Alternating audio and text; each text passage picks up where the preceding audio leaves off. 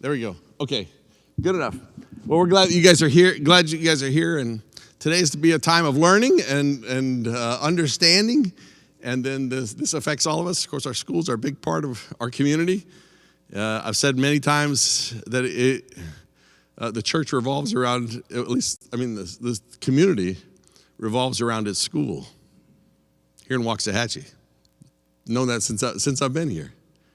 That's the way it feels, that the school is such a significant part. People identify with the school. I think the first indication was that when I went to a football game and the whole community was there. I just couldn't believe it. When I grew up in Detroit, nobody went to the football games. Just a few parents, and a few band parents, but the stands were empty. Nobody went. And I came here, and people who had no connection directly, but they've had reserved seats. They've had season tickets to high school. I couldn't believe it. I'd never heard of such a thing in all my life, There's a whole different world down here. But really, the community is so much identified with its school system and its schools. And the calendar, the school calendar, I didn't want to buck the school calendar. It had a significant, prominent place. And so this is important to all of us who live here in this district, and to get some understanding. And we appreciate Dr. Hollingsworth taking the time on a Sunday evening to come here. But early voting starts tomorrow. Well, it couldn't be a better time. Couldn't be a better time for this than to get some understanding and learn some things tonight. So we appreciate. Sorry. You can vote downtown or at the administration building, from what I understand. Is there any other places, or that's just the two places? I'll tell you exactly. Okay. All right. We'll get that in a minute. Let's start off with a word of prayer and just commit this time to the Lord. Lord, thank you so much. Privilege we have to gather together tonight and to learn and to get understanding and to be better informed. We want to be good citizens and good voters who are informed of the issues and the concerns. And so, Lord, we just thank you for this opportunity. And thank you for Dr. Hollingsworth and his wife, Ginger, being here to share this time with us. We ask, Lord, that in everything that is done, that is said and done, would be honoring to the individuals and to your name. Thank you, Lord, for the privilege to represent you in everything that we do and at all times. In Jesus' name we pray. Amen. So would you join with me? Let's welcome Dr. Hollingsworth.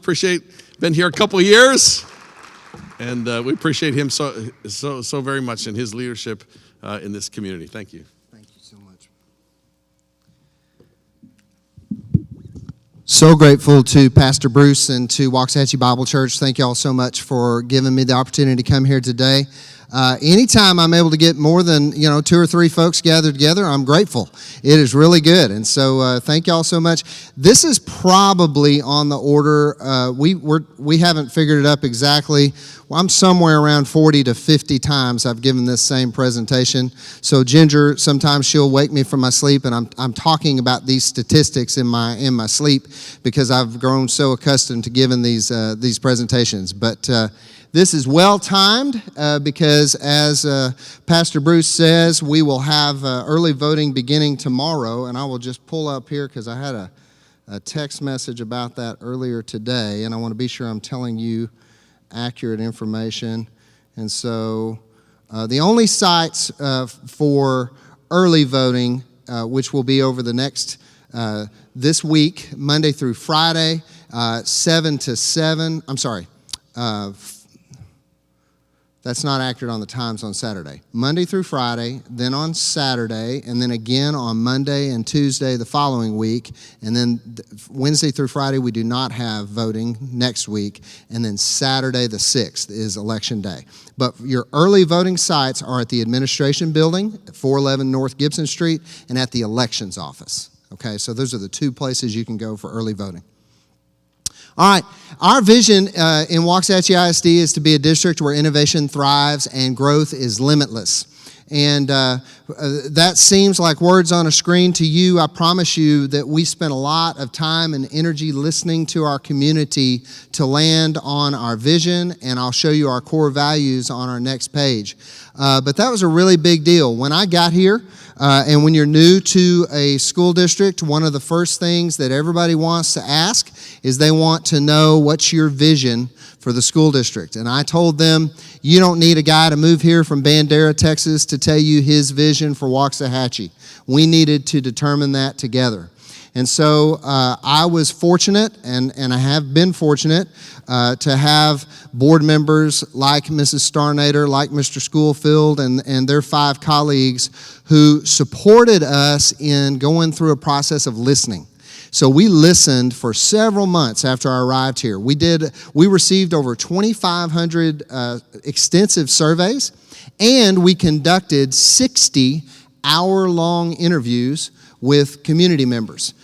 People who love Waxahachie ISD, people who are kind of ambivalent about us, and some people who didn't like us very much.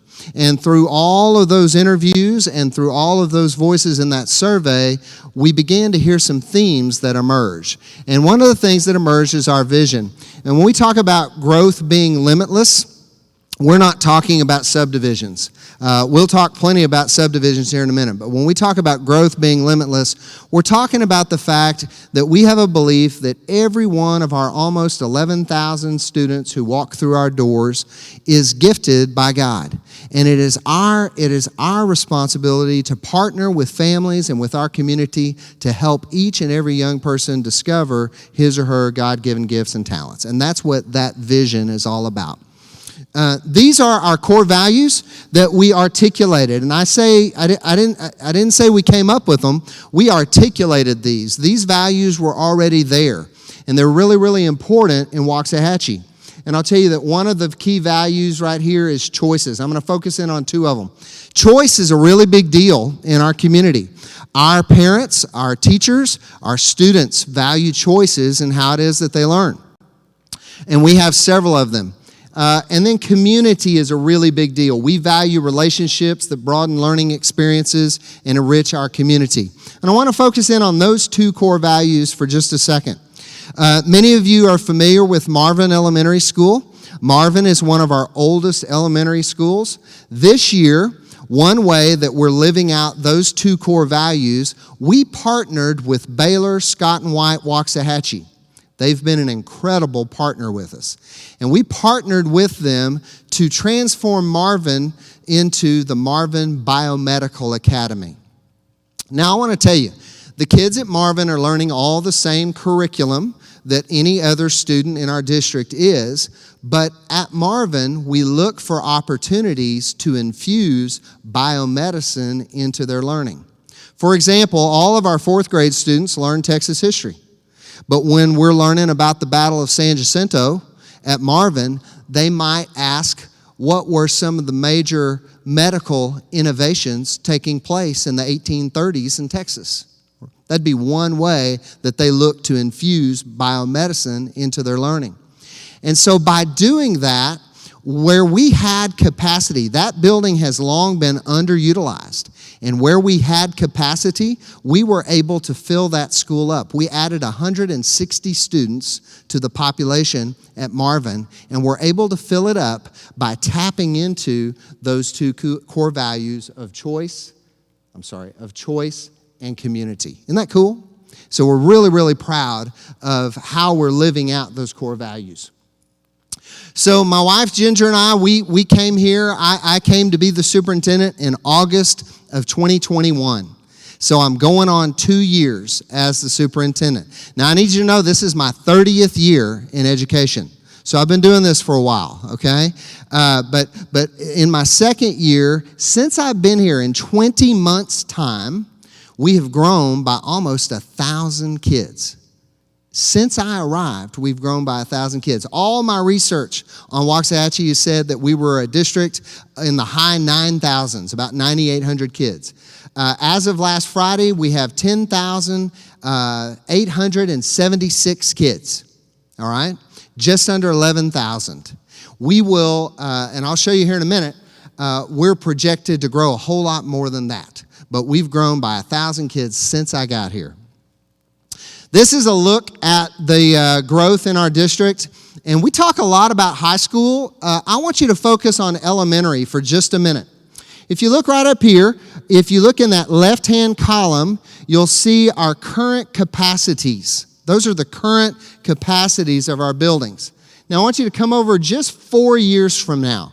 Now, 27, 28 sounds like a long time from now, but that's only 4 years away.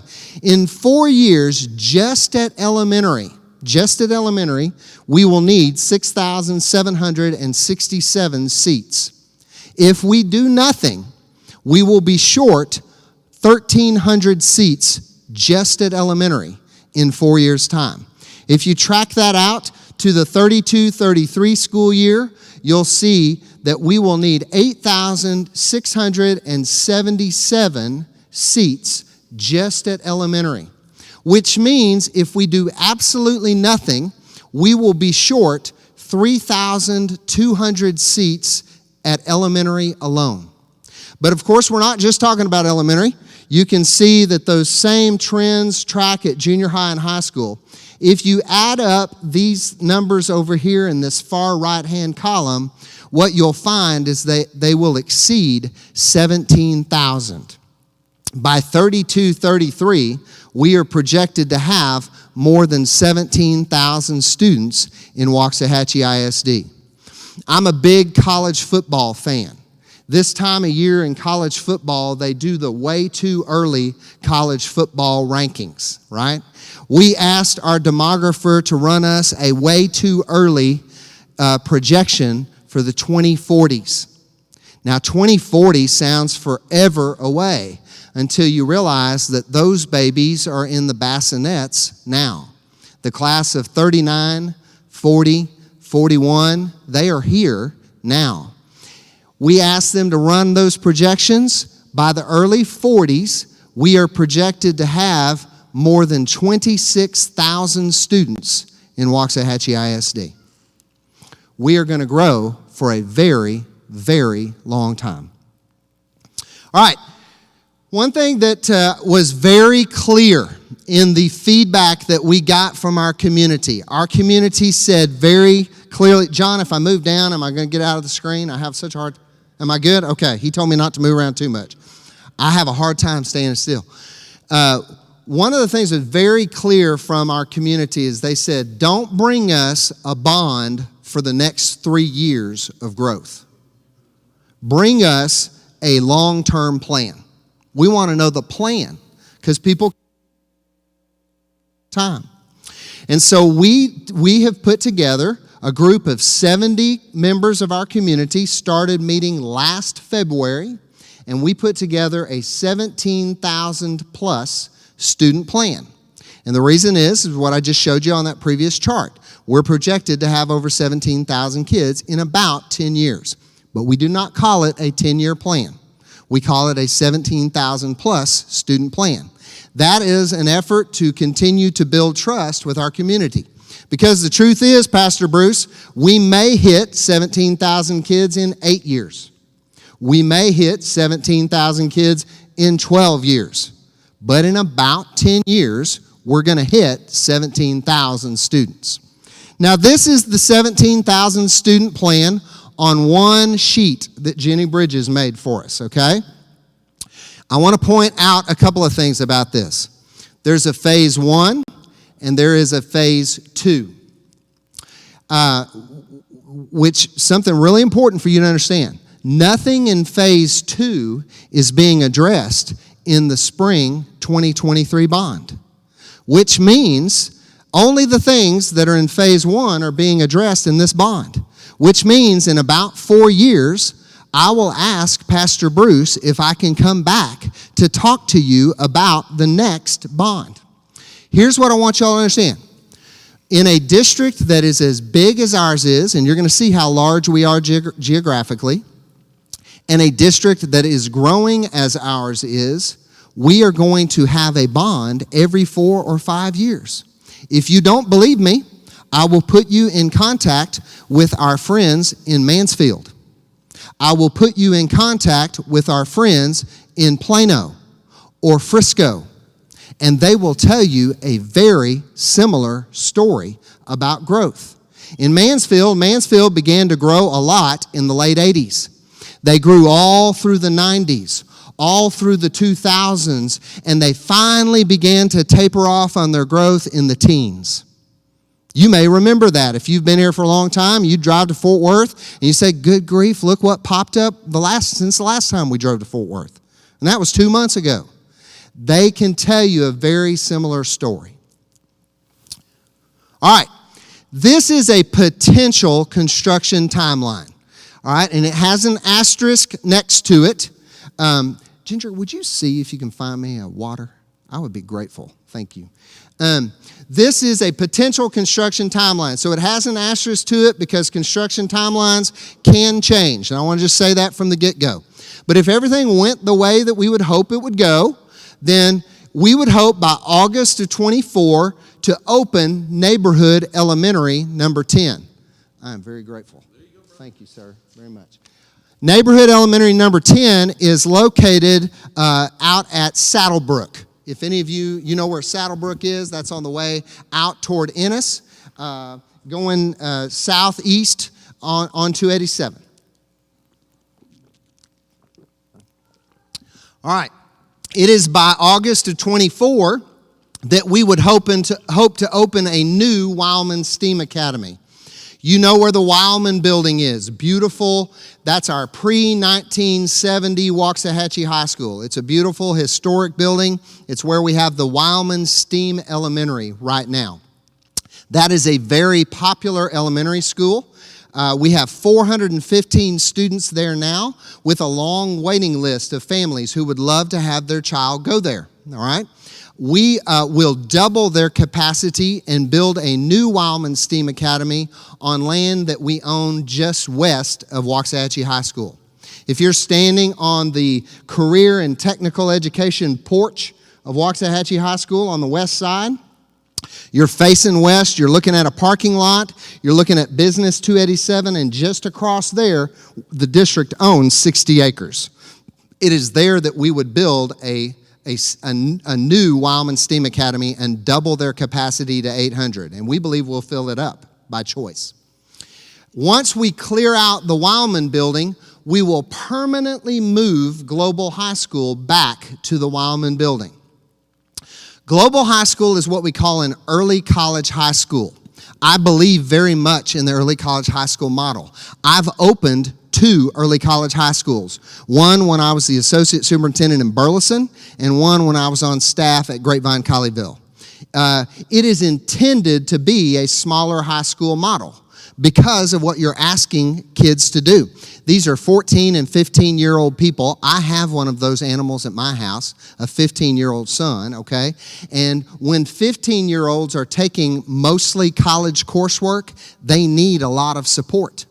And so that smaller school is intended to be a smaller model. The smaller footprint of Global fits better at that Wildman building. So we'll return them to Wildman STEAM Academy, and that's where they'll stay permanently. You know where Global currently is. They're currently in what we call the Hancock building, which is directly behind HEB. We will expand the Hancock building. You may know that originally as the 9th grade center. We'll expand that building to house up to 1,200 kids, and we will move Coleman Junior High across the street to give Coleman a newer, better, long-term facility, okay? Once we clear out the Coleman building, which is our 1970 Waxahachie High School, we will temporarily use that as a freshman center while we build Comprehensive High School number 2. Now, I told you, this is a plan. That has some moving parts, doesn't it? Takes some explanation. It's using current buildings, and where we must, it builds new ones. And it's adding on to some of our buildings. So it's using our buildings very well. All right. August of 25, we would plan to open an expanded Findlay Junior High, expand them to hold up to 1,200 kids. And we would expand Howard Junior High. They're expanded to hold up to 1,200 kids. Then we would also hope to open Neighborhood Elementary number 11. You may ask me where, and I don't know yet. The board, we're still working on exactly where we would build Neighborhood Elementary number 11. We'd love to build it somewhere in that North Grove area, which is kind of the epicenter of all of our major growth right now, but we don't know yet. We're still looking at options on that. And we'll do facilities upgrades at all of our other campuses. Half of our campuses were built prior to 2000, and there are facility upgrades planned on each one. On our website, you may find this presentation, and directly below it is a presentation that says details. It's very easy to find. And on that details portion, you can find out exactly what is planned at Dunaway, what's planned at Shackelford, what's planned at Coleman. Does that make sense? All right. Okay. We skipped August of 26, and it is August of 27 is the soonest that we would be able to open Comprehensive High School number 2. All right? Now, I will tell you, it is rare that a district would open a second comprehensive high school with all 4 grades. Most likely, we would start with just freshmen, maybe freshmen and sophomores. You add a class the next year, you add a class the next year, all right? So it's probably 29 or 30 before we would have students walking the stage at a second comprehensive high school, all right? And I'm going to talk a lot more about that because hands down, that's one of the hardest parts for people to swallow, and I understand that. All right. Now, here's one more look at that 17,000 student plan. How many junior highs do we currently have, y'all?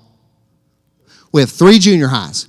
At the end of this 17,000 student plan, it's actually in phase 2. It is not included in this current bond. But at the end of this 17,000 student plan, we will have a 4th junior high school. What we'll end up with is you'll end up with 2 junior highs feeding 1 comprehensive high school and 2 junior highs feeding another comprehensive high school. Notice that Global High School remains as a long-term part of our solution to handle our growth. Now, the size of those high schools is 3,200. Where did we get that number, 3,200 student high school?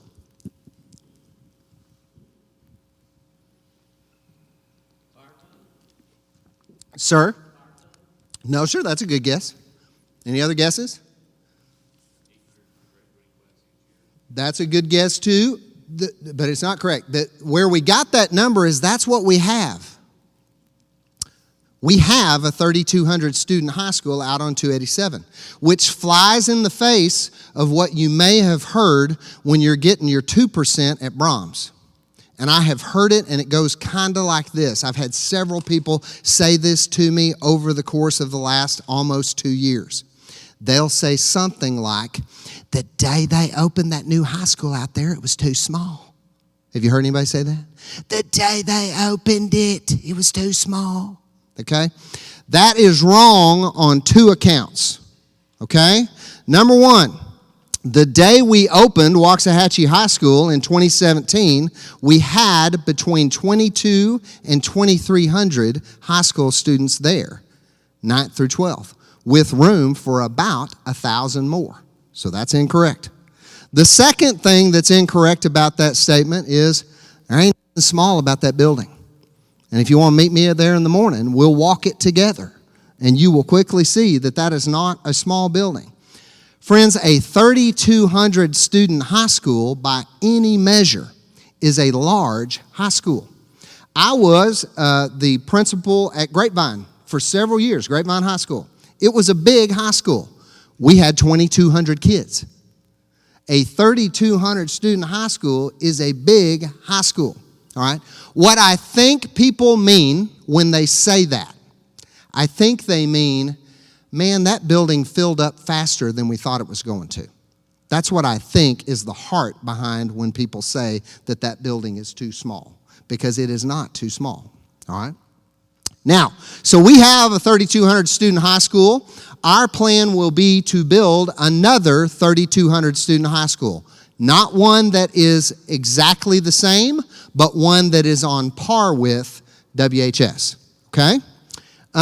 So where you get those numbers, 800 students is you've got 4 grades, 800 students per grade, and so you back that up to your junior highs. So if I've got 800 students per grade, then I need 400 8th graders coming from this junior high and 400 8th graders coming from that junior high.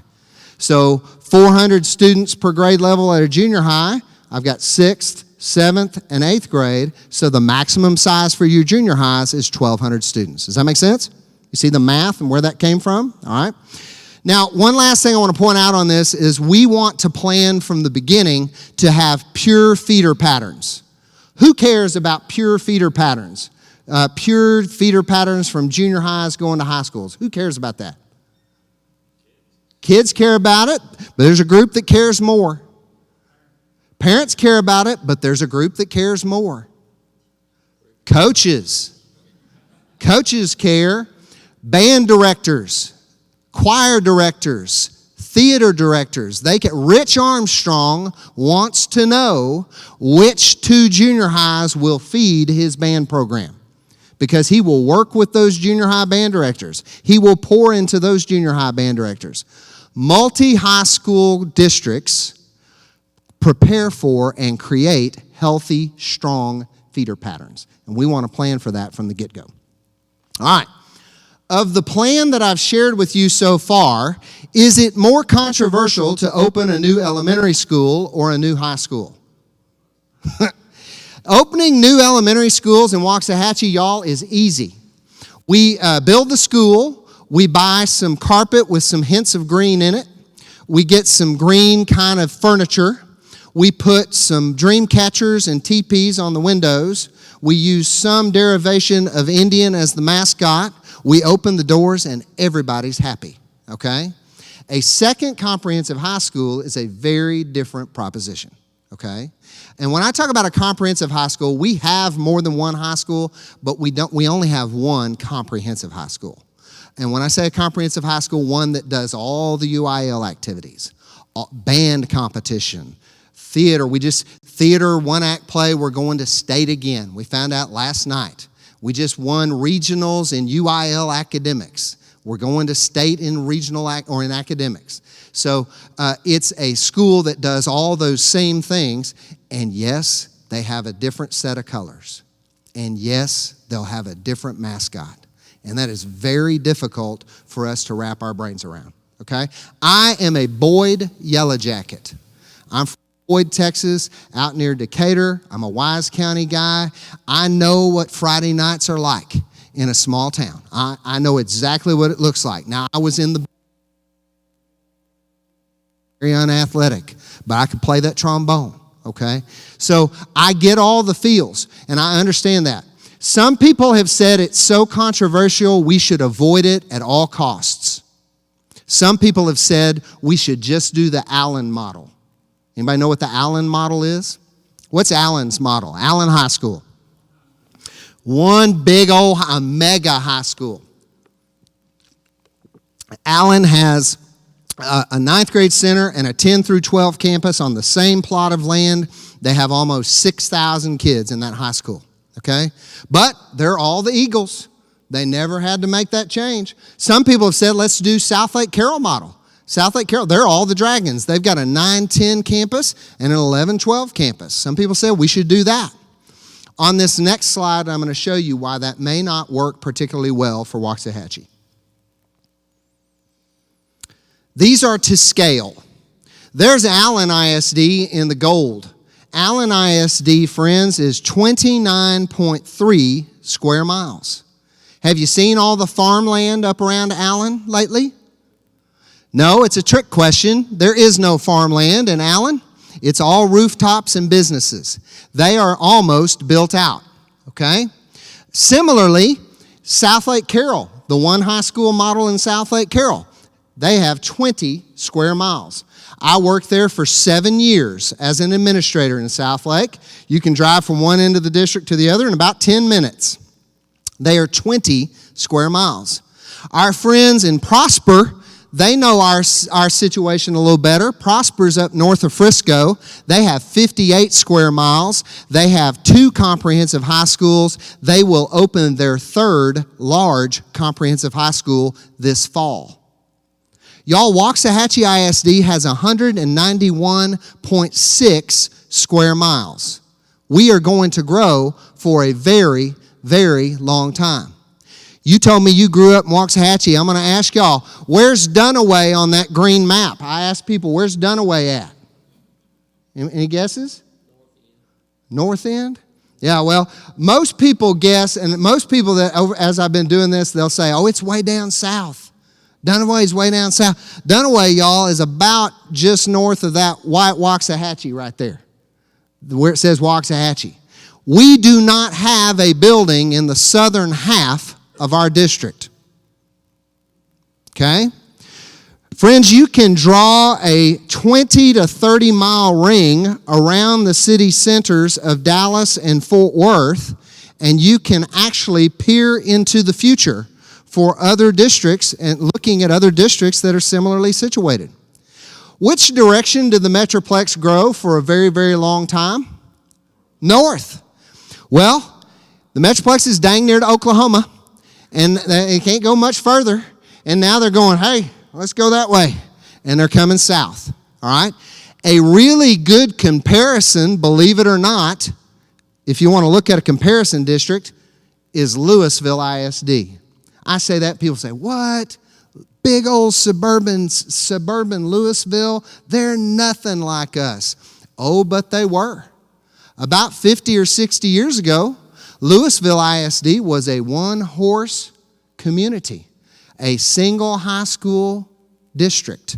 Which high school was it? Louisville High School, and what was their mascot? Still is, the Fightin' Farmers. Y'all, 50 years ago, there were still farms on which to fight in Louisville, but not so today. Not so today. Today, Louisville ISD has 5 large comprehensive high schools. You've heard of many of them, okay? If you know anything about UIL athletics or fine arts, you've heard of them. Louisville, the Colony, Marcus, Flower Mound, Hebron. Those are all Louisville ISD high schools. Big ones. Thankfully, good ones. Most of them, good high schools, all right? How far, about how far is Louisville from downtown Dallas? About 30 miles. About how far is Waxahachie from downtown Dallas? Much to the chagrin of many residents, we have not moved. We're still about 30 miles from downtown Dallas. Another example is Mansfield. Big old Mansfield ISD is half our size geographically. Oh, Louisville has 124.5 square miles. They're smaller than we are. Mansfield ISD has 94 square miles. Big old Mansfield has 5 comprehensive high schools.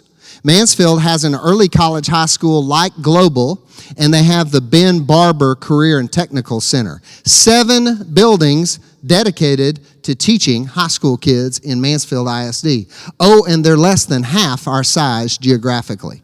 Another comparison district, they're a little bigger than we are, is Northwest ISD. Northwest is on the north side of Fort Worth, going out toward Decatur and up toward Ponder and Denton. Northwest is 250 square miles. They have 3 large comprehensive high schools. They have an early college high school like Global. They are planning their 4th comprehensive high school. Do y'all see the writing on the wall here? There is no reason to believe that our fate is going to be dramatically different than all of these other examples of large footprint districts that are this close to one of the fastest metropolitan areas, growing metropolitan areas in the United States of America. I'm sorry, I'm just the messenger, but these are the facts. All right. If you want to see, that yellow star right there is the location of 174 acres that our board had the good foresight to purchase prior to my arrival. That is the location. That yellow star is the location of high school number 2, comprehensive high school number 2. If you are driving, I got to get my bearings. Okay, if you're driving south on 77, okay, and you go past Dunaway's on the right, I keep driving on 77. The senior center is on the left. It's just beyond the senior center on that east side that we have that 174 acres. It is there that we would build comprehensive high school number 2, and by the late 20s, junior high number 4. Okay? Also, on the books, and another stroke of good planning by our board, from here to here, from 35 over to 287, there is a planned bypass, southern bypass that has been on the books with TxDOT for several years. And that will actually help us with infrastructure for those schools down there. These are the bond propositions. And when you go in and you vote, you will see 4 propositions on which to vote.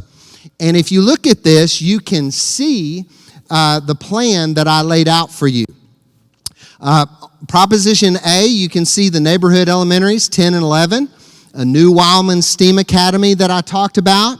You see those additions to Hancock and to our junior high buildings, and you see land for future school sites. Oftentimes, developers are willing to give us anywhere from 12 to 15 acres for the purpose of an elementary school. That's what we're doing at Saddlebrook. Saddlebrook is donating 14 acres for us to build a new elementary school. They are not as willing to give us 30 to 40 acres for a junior high, and they're a lot less willing to give us 100 acres for a high school. So we built in land for future school sites. Proposition B is comprehensive high school number 2, just as we discussed. And Proposition C are those facility upgrades that would take place at all of our campuses, all right? With the exception of Simpson. Simpson has no planned work at Simpson Elementary School. Proposition D is athletic improvements at Waxahachie High School. And I want to say something about that one for a minute. The only way that Waxahachie High School was built in an inadequate way is in the athletics area. And I'm going to tell you straight up, I am not here to point fingers, to say who dropped the ball, who should have done what, sins of the father, those kinds of things. I'm not here to point fingers, all right? I am here to tell you that our board wants to fix what is not adequate in that area so that when we open comprehensive high school number 2, we don't have a built-in inequality. That's the bottom line, okay? Currently, all of our cheerleaders are bussed over daily for their workout and for their practice facility to Lumpkins. Currently, I have a freshman football player. We drop him off in the morning at Lumpkins for his workout, and he is bussed over to WHS after his workout with all the other football players, with well over 300 football players, all right? What was not adequate in that design of that building, we did not have enough space for all of the programs that use the weight rooms. We don't have enough space for all of the programs that use the athletic training space there. We do not have enough space for all of our locker rooms. And as a result, we need to fix it. And our board wants to fix that once and for all, and that's what Proposition D is all about. Now, next slide. There we go. I only have one slide on school finance, so I should not put you to sleep on this, okay? School Finance 101. There are 2 buckets of money that we operate out of in Texas public schools. One is M&O. The maintenance, I pressed the wrong button. One is this bucket right here, the maintenance and operations bucket of money. The M&O tax rate in Waxahachie is 94 cents. I'll tell you, our tax rate of $1.32, the tax rate is the lowest tax rate that we've had since 99-2000, all right? And I'll talk a little bit more about taxes here in a minute.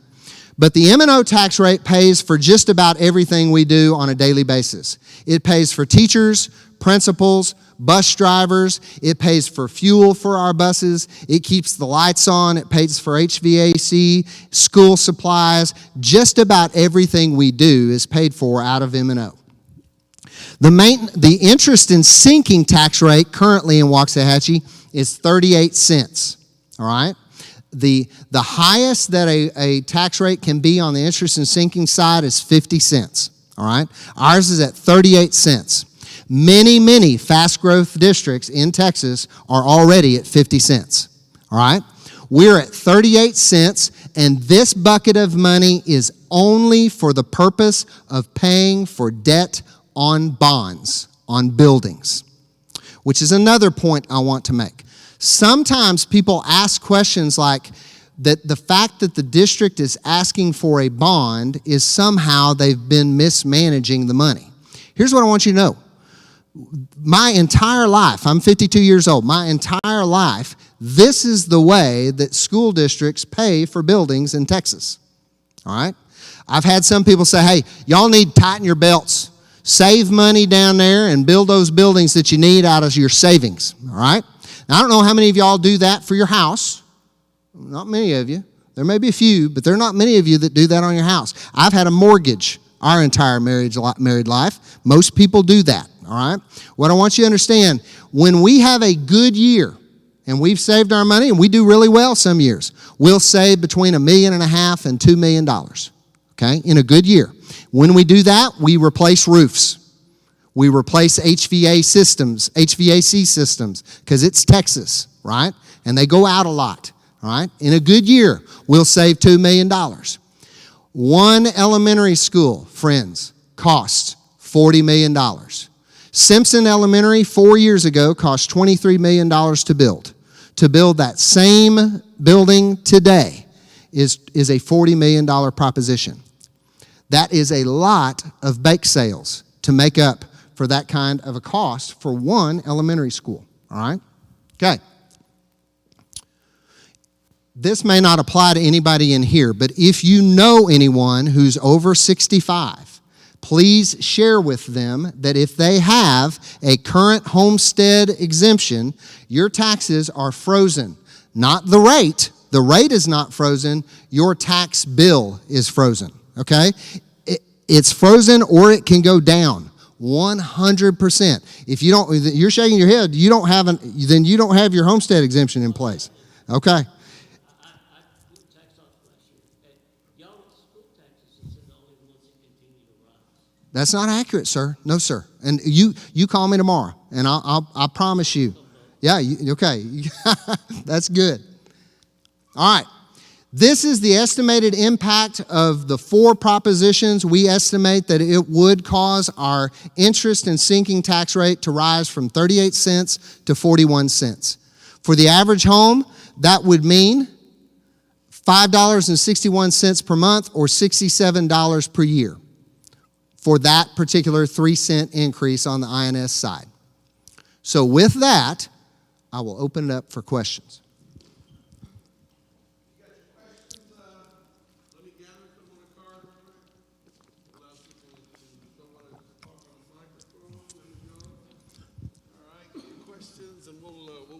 Things through. You got no questions? Yes, ma'am.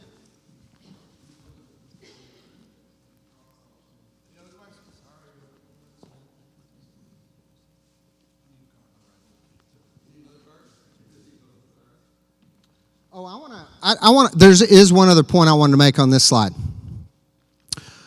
When people talk to me about their taxes, they are not complaining about the tax rate.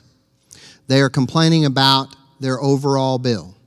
And your overall bill, as we know, is impacted by increasing property values.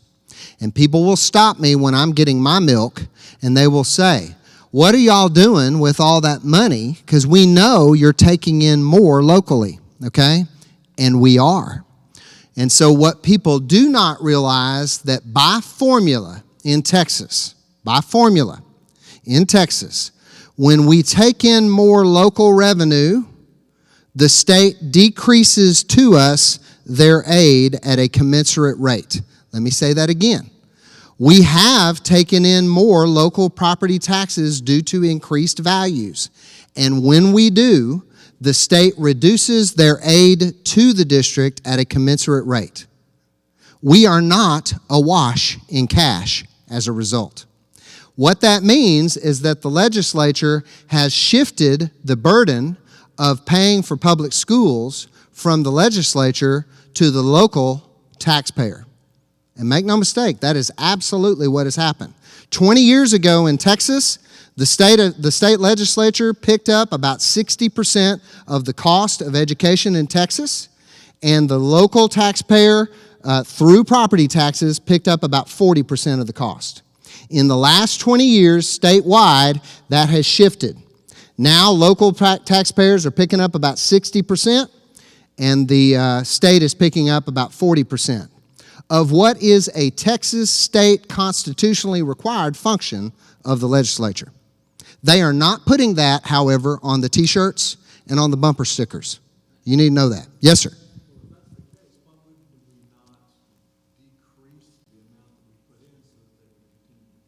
Well, you would think it would work that way, but it does not work that way, because the state, by formula, also knows how much we should be producing at a local level. And if we are not producing at that level, then they will penalize us again. So understand this. Ryan Calden, my CFO, he ran the numbers, because everybody asked me, why don't y'all do like the county did? The county did the no new revenue tax rate. You heard that? I've heard a lot of that talk, okay? Ryan ran the numbers for us. If we had adopted that for this school year, we would have been fine for this school year, and in the following school year, we would have seen a $35 million shortfall in our funding. That is also difficult to make up in a bake sale, okay? Yeah. Yes, sir. Yes, sir. Simplify this a little bit. All right, this is one about the state, the voucher system that's being discussed down in Austin and the support of the governor. The state of Texas talking about the voucher system. How will that affect these plans if that goes into effect? Yeah, I can't really answer the question of how it would impact our plans as far as the voucher system. Here's the deal with the voucher system. If I give it sounds great. Let's give the Hollingsworth family, let's give the Smith family, let's give the Johnson family the money that would follow their kid. And let them take it wherever they want to. That sounds great. It sounds like America. Come on, let's do it, all right? But here's what I want to tell you. Here's the problem with that. We, and probably most people in this room, you probably could afford to get your child or your grandchild wherever you wanted them to go. And a lot of the people that are talking and supporting vouchers, they're saying that they're going to help poor kids get out of failing schools, quote unquote. All right? Now, here's the problem with that. If you're poor and your mom or dad is working 2 or 3 jobs and you've got maybe one reliable vehicle in your household, how are you going to get your poor child to St. Mark's with your voucher? You're not. Not only are you not going to get them to St. Mark's, you can't get them halfway across Waxahachie without help, because you're doing your level best to get them there. So a voucher helps those who need it the least. That's the truth. I can take my kid wherever I want to, and so can you. But the bottom line is, the people that it is supposedly going to help, it does not help them. Because without transportation, a voucher is useless for a poor family. In Texas, 61% of the students in the state of Texas are considered in poverty. That means they qualify for a free or reduced price lunch. 61% of the state of Texas, okay? In Waxahachie, that number is 48%. 48% of our students qualify for a free or reduced price lunch, which means that 48% of our kids live in poverty. So that's where a voucher does not really help those students. Okay. I believe WISD is an open campus. How does WISD collect for those who are coming in from other cities? Well, that's incorrect. That is a common misconception. The board changed that policy, Mr. Schofield, I think 5 years ago. Yeah, it's been 3 or 4 years ago. The board changed that because they saw how fast we were growing. And I work for 7 smart people, and like, well, that doesn't make any sense. If we're having to build schools, we can't invite people from outside our boundaries to come here. The only people who are allowed to bring their children to us are our employees. And that's what every good district does, because that's a great way for us to attract great teachers. Great question. Okay. What process or structure is there in place that limits this from being a wish list full of pork instead of a needs list for educating properly our children?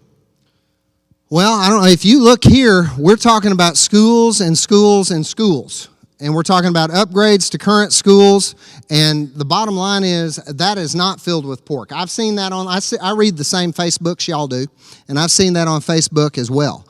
But I will just tell you, we focus this particular bond election on academics. It is primarily about building space for our kids. What added new security infrastructure is being included in this bond? Well, I will tell you that all of our newest buildings we will make sure are equipped similarly as our current buildings. Waxahachie ISD, and I'll tell you as a 30-year veteran of doing this is the most safe and secure district I've had the good fortune of working in. We have school resource officers on our secondary campuses. All of our campuses have an armed security marshal. We have secured vestibules at every campus. You can enter into a vestibule, but you cannot get into the front office without being buzzed in and identified. So we have very safe campuses. We will build those same features into our newest buildings. Right now, we're also looking at some protective film to even further enhance. It's not bulletproof, but it's bullet resistant to further enhance our safety particularly in our vestibule areas. So we'll include those same features in our new buildings as well. Great. I don't understand this, but you probably do. What is the status of ESA or WLCD future needs? Oh my word! Somebody gonna have to help me on that. We have a lot of them. Yes. Education savings accounts are very similar to vouchers, what you were talking about. Yes, sir. Okay. I guess these are 2 questions in one. Is the district guaranteeing that the tax rate will not go up? And the phrase "without limit to raise or amount to raise our amount," please explain. Yeah, so I've heard that one, and that one's floating around on the interwebs a lot too. There is verbiage in our bond propositions that will actually show up on the ballot that says that we may raise the tax rate without limit in order to pay them off, okay? The first thing you need to know, where did that verbiage come from? It is required by Texas statute. Every bond election in the state of Texas, every bond proposition in Texas must use that exact same verbiage. So it's required by law. That's the first thing I'll tell you. The other thing I will tell you is I don't know how well you know the 7 people for whom I work, but they are very fiscally conservative. And they are very much watching the ball when it comes to your money, because it's their money too, and it's my money too. And they have no desire to raise it by even 3 pennies. But that's the estimate that we have on that interest and sinking tax rate.